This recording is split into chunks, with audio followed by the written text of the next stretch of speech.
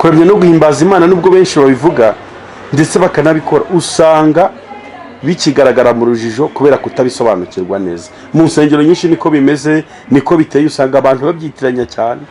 Kuramya no guhimbaza Imana ntaho bihuriye n'injyana z'indirimbo cyangwa imibyinire n'imico itandukanye tugenda tubona mu nsengero. Kuramya no guhimbaza Imana nibyo dukora iyo turi mu busabane n'Imana.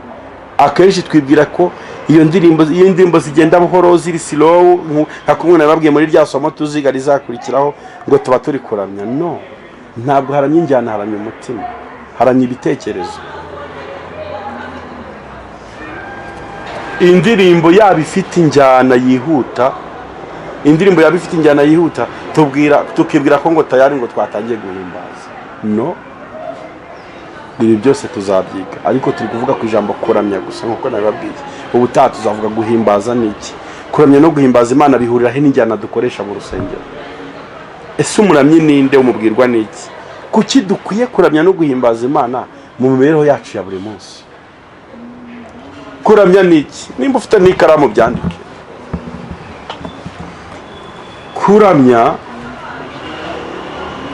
Kuramya no kubwira Imana ukwiri, sibyo? Ako ni agace gato ka definition. Kuramya no kubwira Imana ukwiri mu gihe wamaze kuzamura umutima wawe mu busabane nayo, ukagirana ikiganiro nkaho ari umuntu muri kumwe.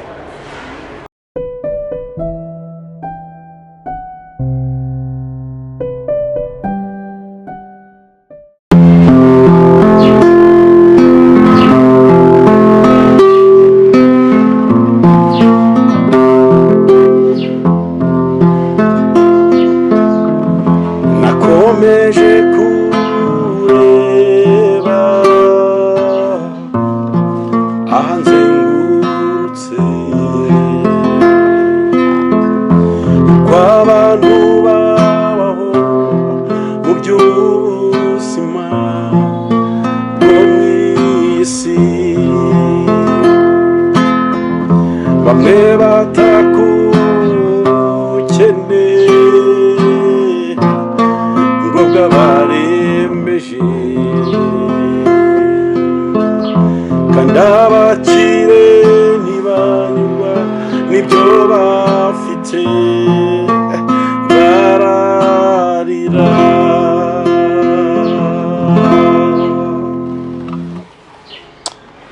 Ndagushimiye Mwami ko wandemye mu buryo butangaje kandi buteye ubwoba. Ngushimiye ko ntari impanuka, ko ahubwo mu mugambi wawe nahozemo kera na data na mama batarabaho, bataravuka. Ndagushima ko nabayeho ntarabaho. Ubuzima bwose ncamo nta mpanuka kuri nge, nta n'igitunguye kuri wowe, kuko byose byari biri mu mugambi wawe. Mbere yuko data na mama bagira igitekerezo cyo kuntekereza, wowe wari waramaze kubisetinga biri ahantu ko hazavuka umwana w'umuhungu akitwa Bikemu. Ntabwo nabona amagambo navuga yabasha kugukonvenka ngo wumve ishimwe ryanjye ukuntu riremereye, ariko uko mbonye akanya nzajya mbinyuza mu nanga wampaye no mu ijwi wampaye, mbwira amahanga kuri Imana igira neza kandi uri Imana ikomeye. Nta gushidikanya iyo ataba amaraso ya Yesu Kristo gihe no mu yari kubi yanjye, nta n'uwo twari kuyirwanira.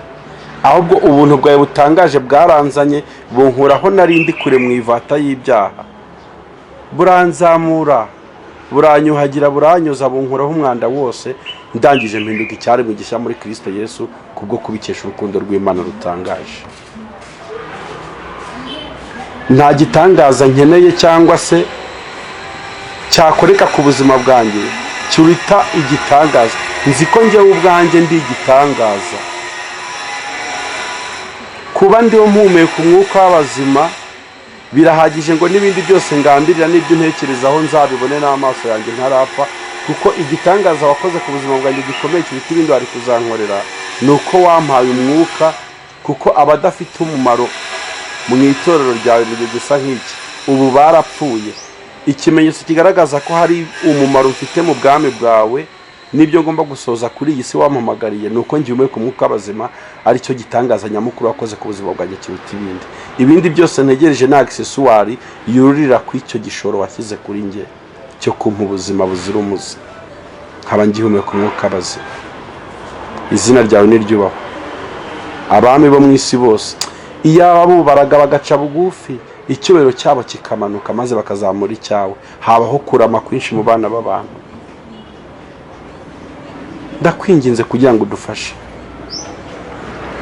muri iki kiganiro tugiye gukora, tugiye kugira cyo gukomeza guhamya imirimo yawe. Ureke simvugishwe na logique yanjye n'ubwenge bwanjye, ahubwo umwuka wera abe inspiration, kuko ibi bintu ntabwo tubivuga ku bwacu, kuko hari ababivuze, hari ababyanditse kandi byavuzwe n'Imana.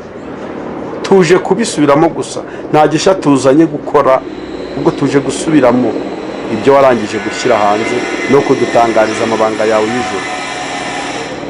Urakoze kunyumvise kuko usanzwe unyumva, no muri aka kanya kugiye kubana nanjye. Byose mbyambaje mu izina rya Yesu Kristo wabambwe rimwe. Amen. Yesu ashimwe cyane, inshuti z'umusaraba.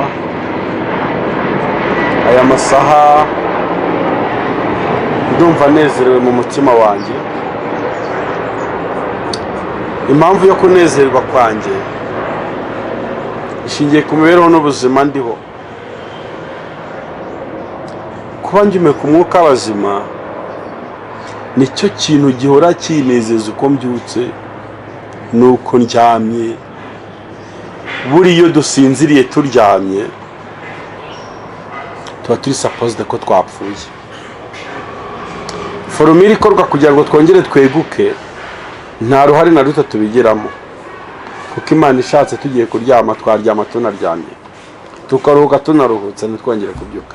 Ko ndashima Imana ko nabyutse bigakunda.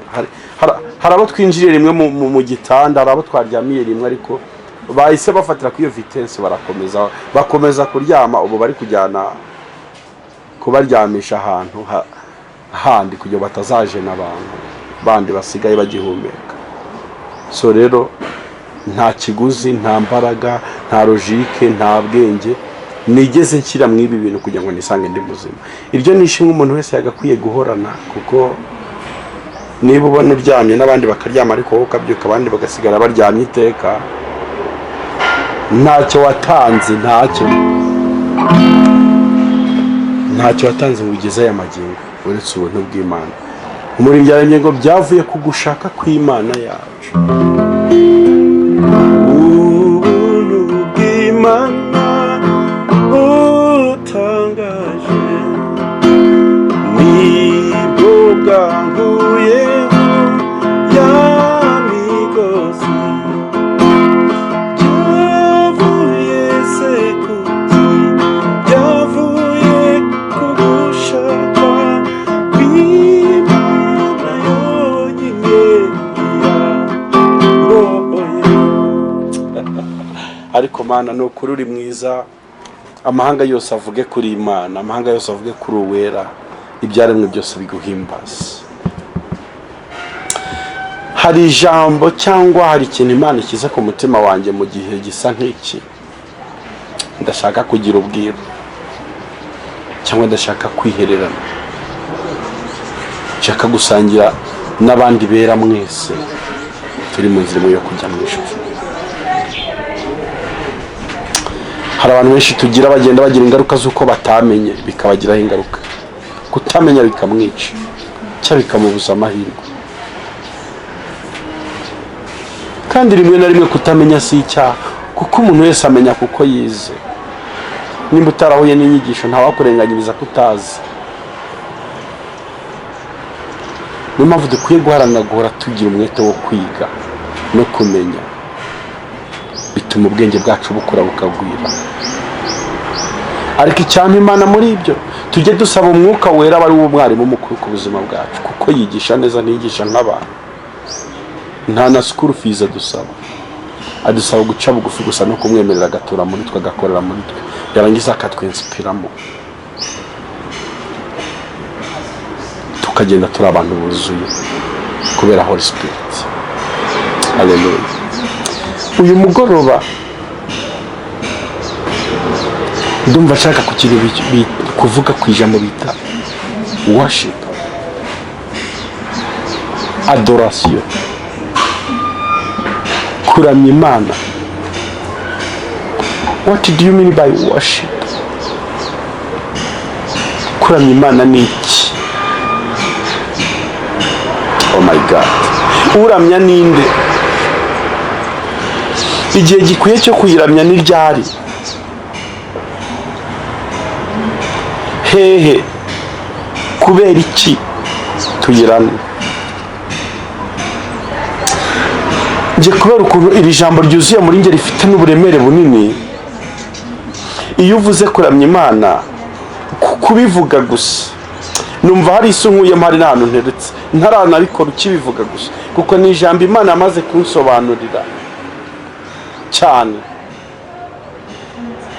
Nsanga yaba isi yose twari dutuyeho mu buzima bwo kuramya Imana, isi yahinduka paradizo. Nta n'urupfu rwabaho sha, n'indwara zavaho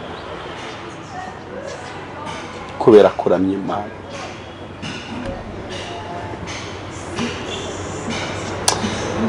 Ntabwo haramya ibikoresho, ntiharamya piano, ntiharamya gitari, ntiharamya ingoma, haramya umutima w'umuntu ugiye gukoresha ibyo byuma. Iyi ni inyigisho nateguye ndanayisengera, nshaka kuzaganira namwe mu byiciro 5 cyangwa 4. Rero ino nyigisho ukuntu itengeye kubanza mbibabwire. Uyu munsi turiga ijambo rivuga ngo kuramya Imana ni iki. Mu cyumweru gitaha tuziga ijambo rivuga ngo guhimbaza Imana ni iki.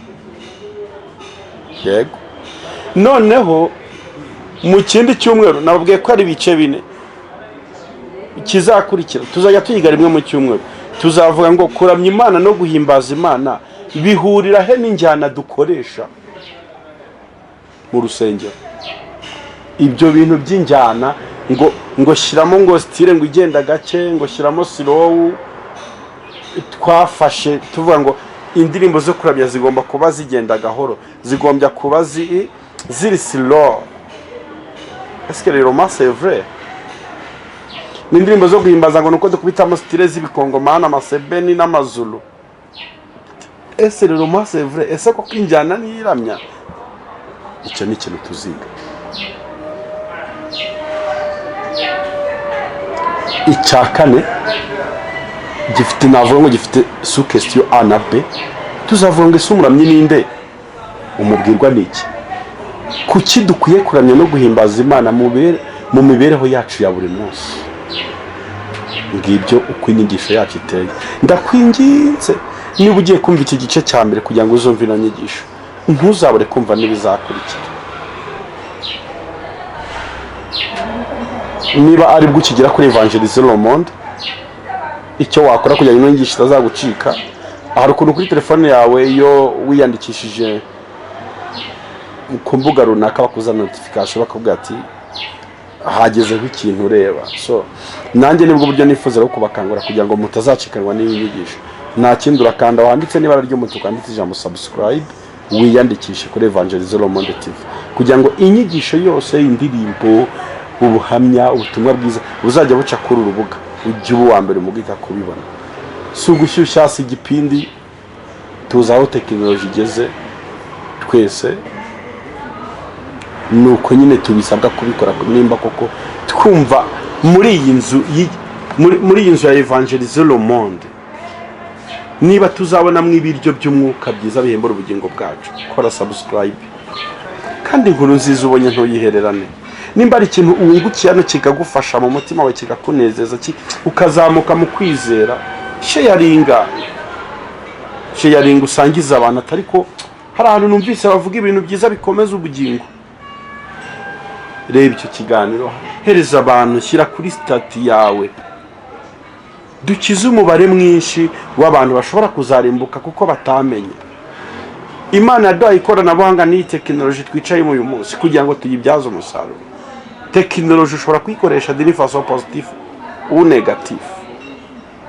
Ushatse yakugira umumaro mwiza, ushatse yanakurarura ukaba ikigoryi. ushatse yakugeza ku byiza, ushatse yakwica. Rero icyo uzahitamo gukoresha muri iyi tekinoloji nicyo kizakuzanira icyo ushaka cyose, kuko byose birahari muri iri koranabuhanga dufite. Njye rero nahisemo kubwira abantu kuramya Imana ari iki nkoresheje YouTube, kandi nzi ndashidikanya ko bizagira umumaro mwinshi. Nuza kumva wafashijwe cyangwa ari icyo wasobanuza, kuko ni inyigisho, andika muri comment ubaze ikibazo. Atariko ibintu byo kuramya ko njya nibazaho kino kibazo, mwansobanurira, Imana yahishuriye ubwo bwiru, you are welcome, wakibaza rwose. None reka turebe kuramya Imana niki nkuko turi kubivuga.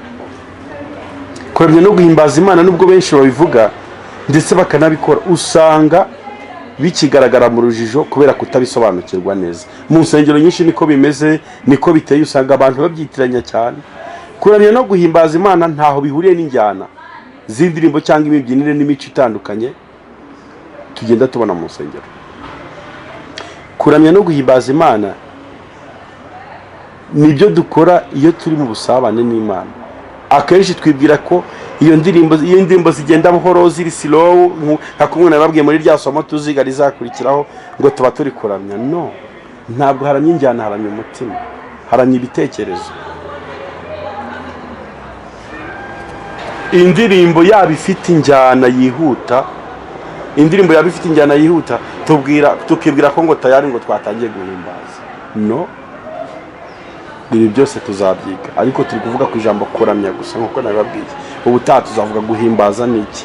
Kuramya no guhimbaza Imana bihurira he n'injyana dukoresha mu rusengero? Ese umuramyi ninde, umubwirwa niki? Kuki dukwiye kuramya no guhimbaza Imana mu mibereho yacu ya buri munsi? Kuramya niki? Nimba ufite n'ikaramu byandike.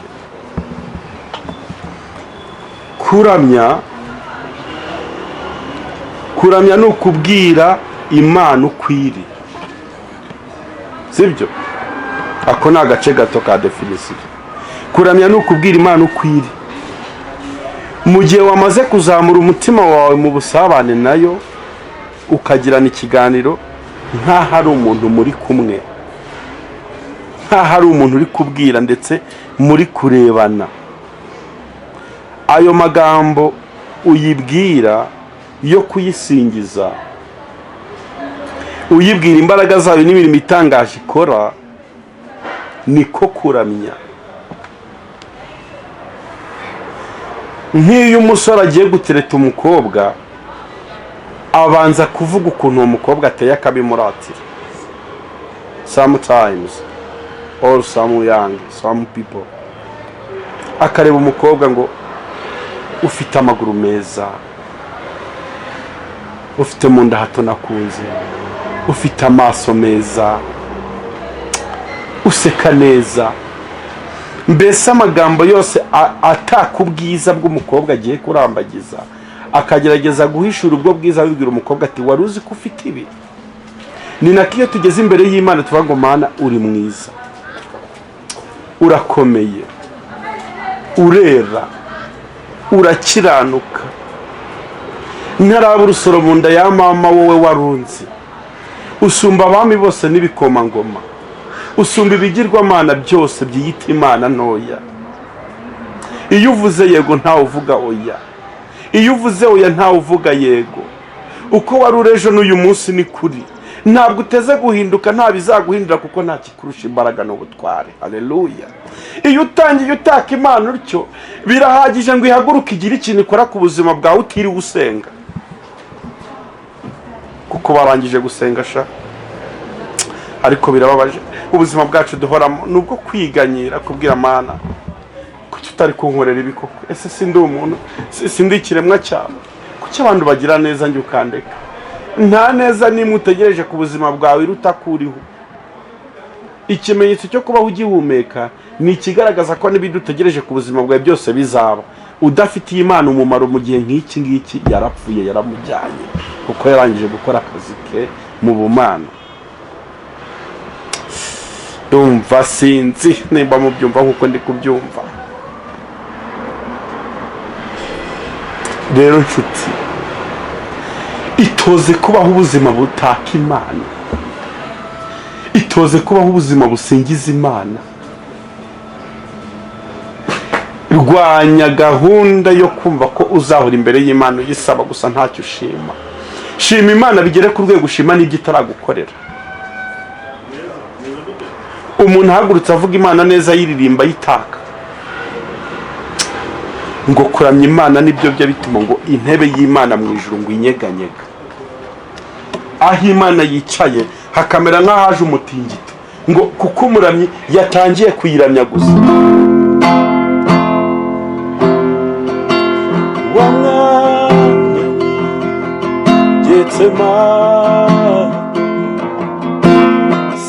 sinshobora kubibagirwa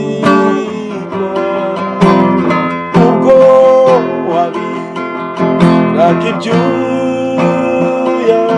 mwami wanjye bisa n'amaraso.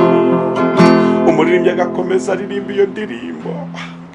Imana aho yicaye mu ijuru, Yesu akavuga ati yo, ntabwo nacunguriye umwana w'umuntu gusa, hari ababirekonesa n'ubu bakibimbwira. Uwo muntu Imana imanuka ku buzima bwe ikamusubiza atiri wasenga, kuko yamenye icyo Imana ikunda n'icyo Imana ishaka.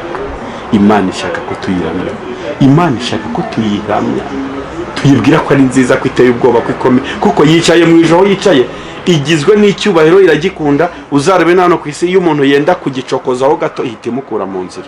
Atoya nicyo yapfuye na Satani. Satani yari afite imirimo ashinzwe. Satani aragaya akaba aravuga atoya, ninjye ugomba kuba Imana. Imana imaze kureba umugambi gusa iravuga atoya, ntabwo twazashobokana, ufite gahunda yo gucokoza icyubahiro cyane, bwo iramwohereza. Ariyo mahoro isi yabuze uyu munsi kubera ikizira cyahamanukiye. Mureke ubuzima bwacu n'imibereho yacu ibiramye Imana. Kuramya Imana ntibisaba ngo ubure aho babikorera. Nta hantu habaho ho kuramiriza Imana, nta gihe gikwiye cyo kuramya Imana kibaho.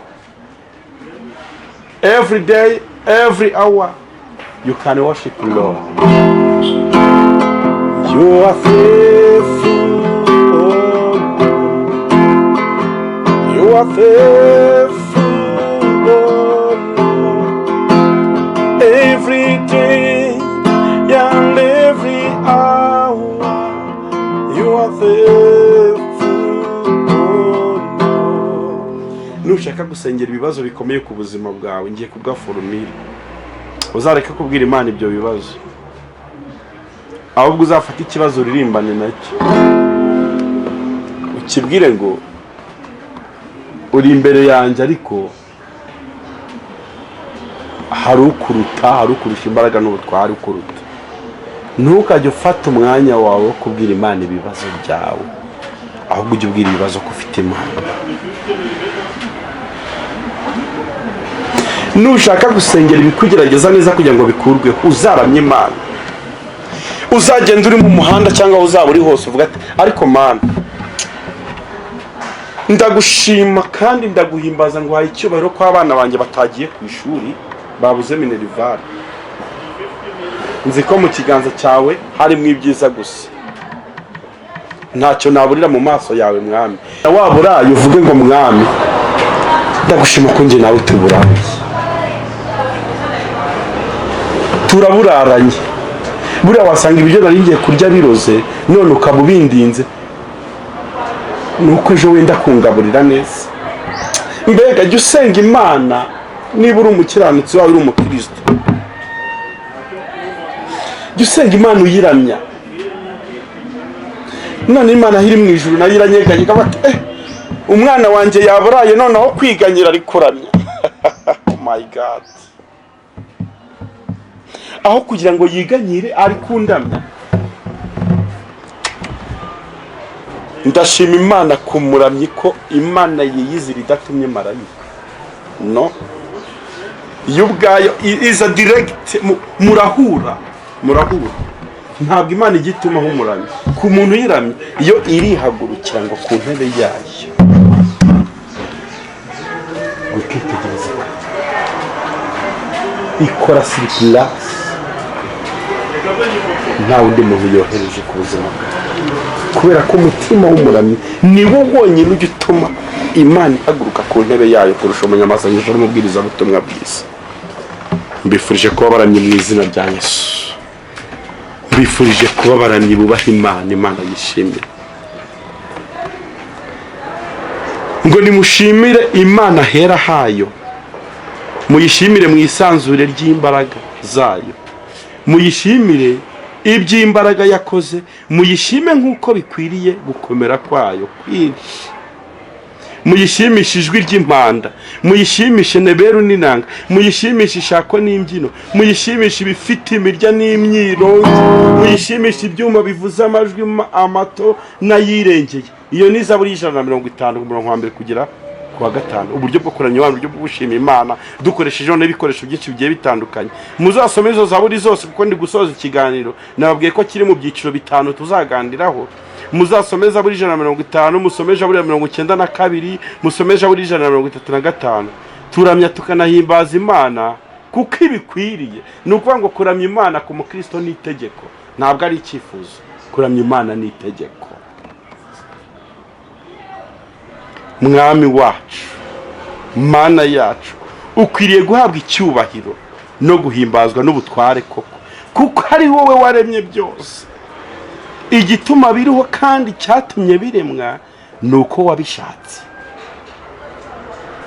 Murebe mu Byahishuwe 4:11. Muze no gusoma Zaburi 48 kuri 1.